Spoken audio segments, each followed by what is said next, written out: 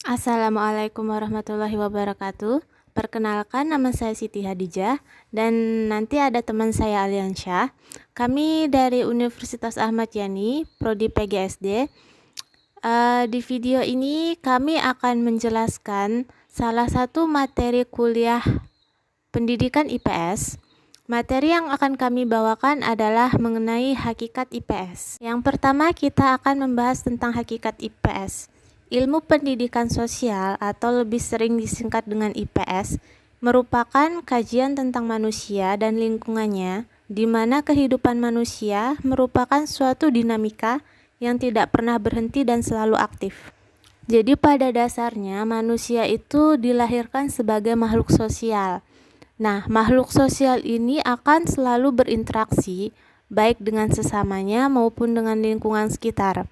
Interaksi tersebut seiring dengan bertambahnya usia akan menjadi semakin meluas.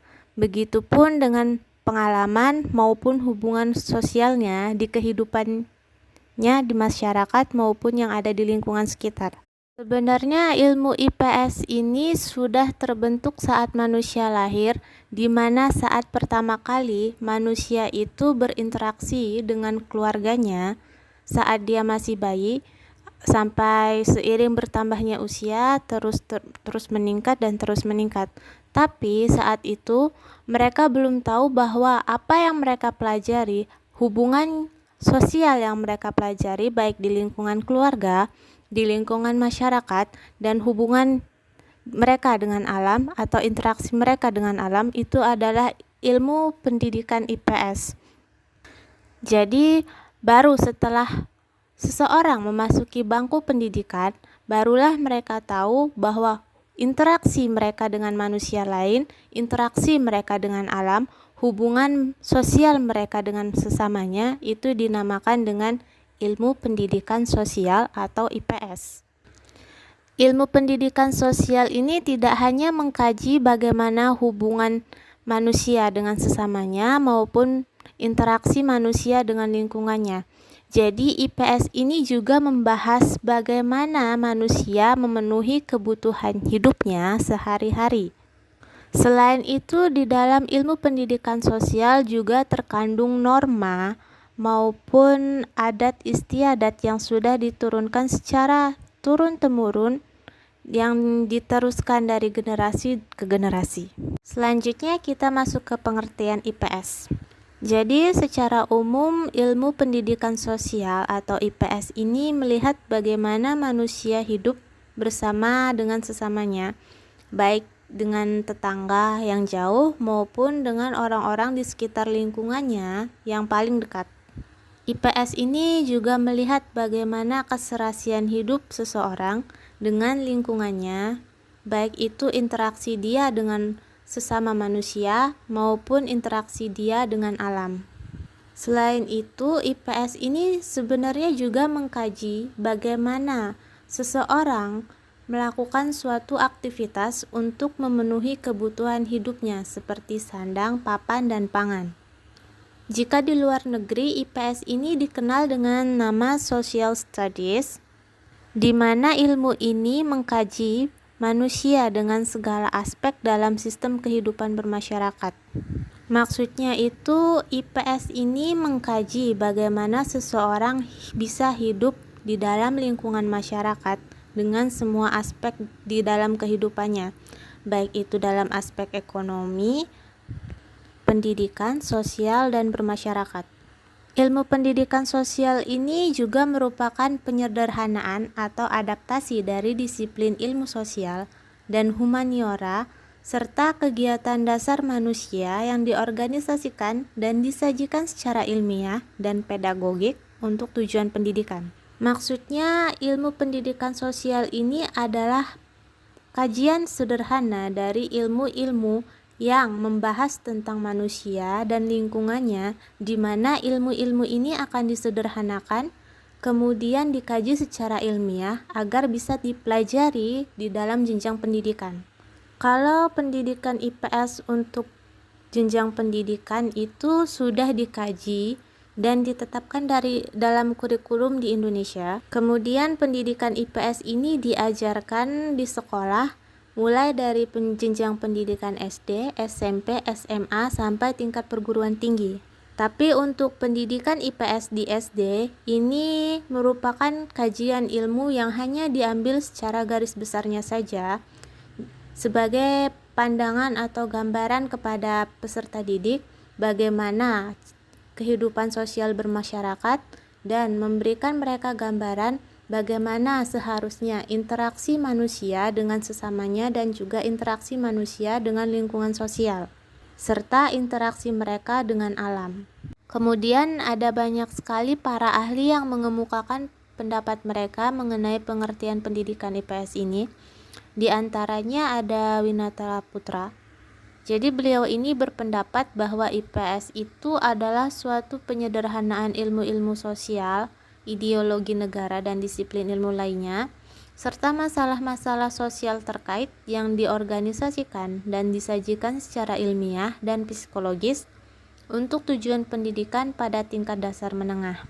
Jadi maksud beliau itu begini, IPS itu merupakan ilmu atau kajian ilmu yang merupakan penyederhanaan dari kajian ilmu-ilmu yang berhubungan dengan masalah sosial, ideologi negara atau kenegaraan, juga masalah-masalah sosial yang saling berkaitan satu sama lain.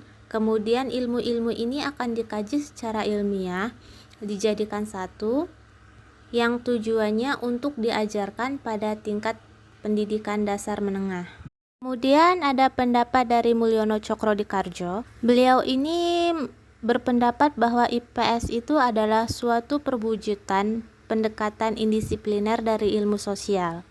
IPS ini merupakan integrasi dari berbagai cabang ilmu sosial, yakni sosiologi, antropologi, budaya, psikologi, sejarah, geografi, ekonomi, ilmu politik dan ekologi manusia, yang diformulasikan untuk tujuan instruksional dengan materi dan tujuan yang disederhanakan agar mudah dipelajari.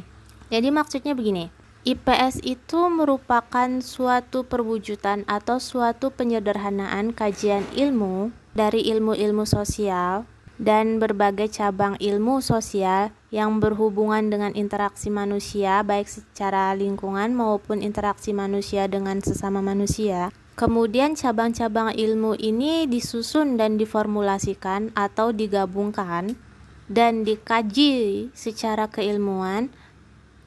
Kemudian kajian ilmu ini disederhanakan agar mudah dipelajari. Assalamualaikum warahmatullahi wabarakatuh. Saya Aliansah. Di sini saya akan melanjutkan materi yang diberikan oleh teman saya, Siti Hadijah, mengenai hakikat IPS. Selanjutnya, pengajaran IPS sangat penting bagi jenjang pendidikan dasar dan menengah. Kemudian ada menurut Masito, Susilo, dan Suarso, rasionalisasi mempelajari IPS untuk jenjang pendidikan dasar dan menengah yaitu 1. Mensistematisasikan bahan, informasi, dan kemampuan yang telah dimiliki tentang manusia dan lingkungannya menjadi lebih bermakna. Kemudian yang kedua ada lebih peka dan tanggap terhadap berbagai masalah sosial secara rasional dan bertanggung jawab. Dan yang ketiga, mempertinggi rasa toleransi dan persaudaraan di lingkungan sendiri dan antar manusia. Nah, maksud dari ketiga rasionalisasi mempelajari IPS adalah yaitu siswa dapat mengetahui informasi yang luas mengenai manusia dan gejala-gejala lingkungan yang timbul. Siswa juga lebih cepat memahami sesuatu tentang berbagai masalah sosial yang bermunculan di lingkungan sekitar. Siswa juga dapat memiliki rasa saling menghormati dan menghargai diri sendiri serta orang lain. Melalui pengajaran IPS, siswa dapat memperoleh pengetahuan, keterampilan, sikap, dan kepekaan untuk menghadapi hidup dengan tantangannya. Kemudian di sini saya akan menjelaskan yang selanjutnya yaitu tujuan pendidikan IPS. Tujuan pendidikan IPS tidak terlepas dari tujuan pendidikan nasional yang dirumuskan berdasarkan pada falsafah negara, Pancasila, dan Undang-Undang Dasar 1945. Pembelajaran IPS bertujuan membentuk warga negara yang berkemampuan sosial dan yakin akan kehidupannya sendiri di tengah-tengah kekuatan fisik dan sosial. Dan kemudian ilmu pengetahuan sosial atau IPS mempunyai peranan penting dalam mengarahkan anak untuk dapat menjadi warga negara Indonesia yang demokratis, bertanggung jawab, dan serta warga dunia yang cinta damai.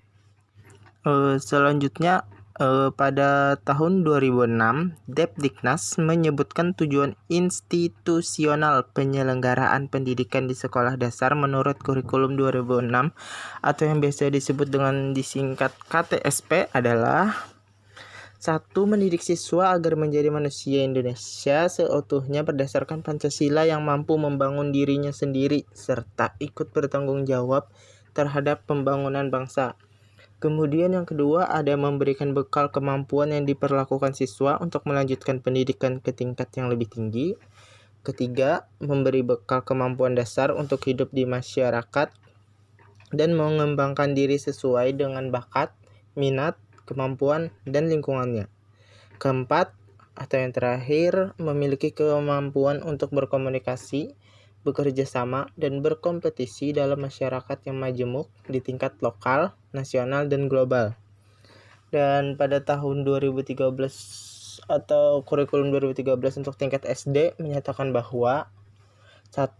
Mengajarkan konsep-konsep dasar sosiologi, geografi, ekonomi, sejarah, dan kewarganegaraan, pedagogis, dan psikologis. Kedua, mengembangkan kemampuan berpikir kritis dan kreatif, inquiry, memecahkan masalah, dan keterampilan sosial. Yang ketiga, ada membangun komitmen dan kesadaran terhadap nilai-nilai sosial dan kemanusiaan. Yang keempat, meningkatkan kemampuan bekerja sama dan berkompetisi dalam masyarakat yang majemuk, baik secara nasional dan maupun global. Kemudian tujuan khusus pengajaran IPS di sekolah dapat dikelompokkan menjadi 4 komponen. Yang pertama, memberikan kepada siswa pengetahuan tentang pengalaman manusia dalam kehidupan bermasyarakat pada masa lalu. Yang kedua, menolong siswa mengembangkan keterampilan atau skill. Yang ketiga, menolong siswa untuk mengembangkan nilai atau sikap demokrasi dalam kehidupan masyarakat.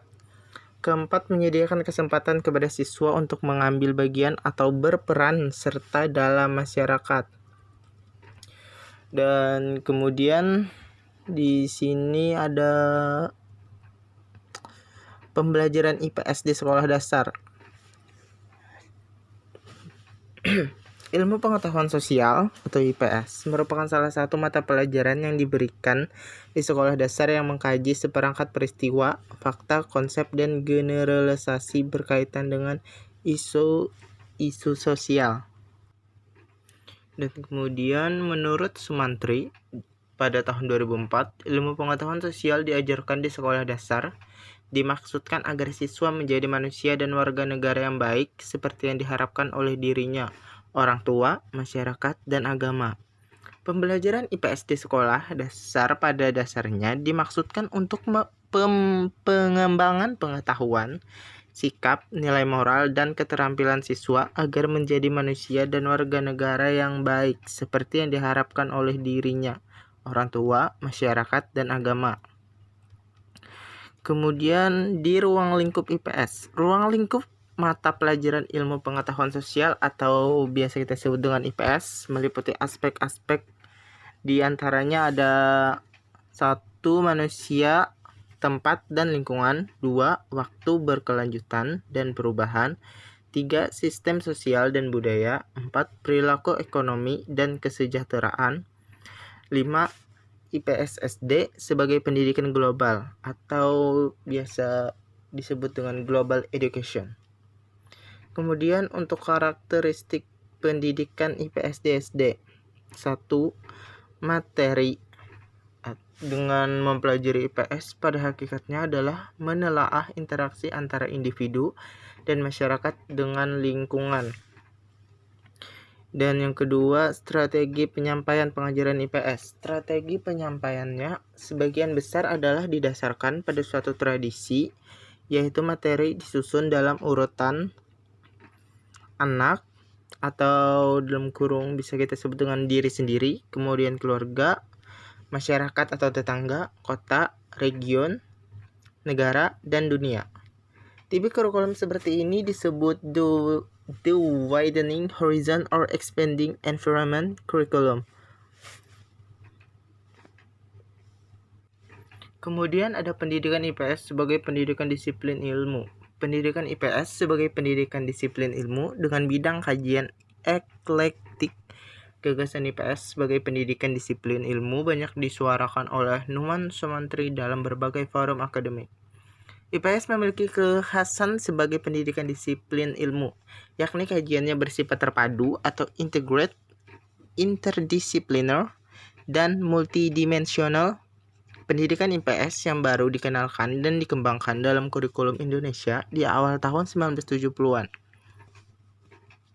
Pelibatan peserta didik dalam aktivitas belajar agar mereka memiliki kemampuan memecahkan masalah dalam lingkungan belajar yang dibuat sebagaimana realitas yang sesungguhnya. Dan untuk kesimpulannya dari materi yang kami berikan itu ada ilmu pendidikan sosial atau IPS merupakan kajian tentang manusia dan lingkungannya di mana kehidupan manusia merupakan suatu dinamika yang tidak pernah berhenti dan selalu aktif. IPS merupakan integrasi dari berbagai cabang ilmu sosial yakni sosiologi, antropologi, budaya, psikologi, sejarah, geografi, ekonomi, ilmu politik, dan ekologi manusia yang diformulasikan untuk tujuan instruksional dengan materi dan tujuan yang disederhanakan agar mudah dipelajari.